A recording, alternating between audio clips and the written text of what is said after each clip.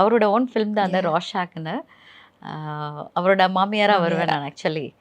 அவர் வந்து அவ்வளோ இந்த மாதிரி டப்பிங் ஆர்டிஸ்டாக நிறைய பேருக்கு வாய்ஸ் கொடுத்தவங்க எவ்வளோ ரொம்ப அருமையாக நடிச்சிருக்காங்க இதுலன்னு அவர் வாய் வழியாக அப்படி கேட்கும்போது it is something.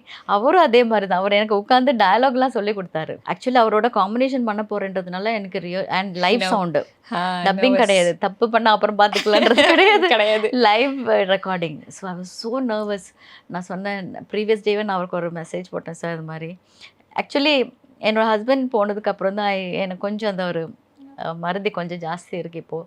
I told him என்னோட mental status is not that okay, so please suggest in case I make a mistake அப்படின்னு சொல்லிட்டு. நெக்ஸ்ட் டே வந்தார் காம்பினேஷன் சீனு. வந்த உடனே வா உட்காரு அப்படின்னு சொல்லி உட்கார வச்சார்.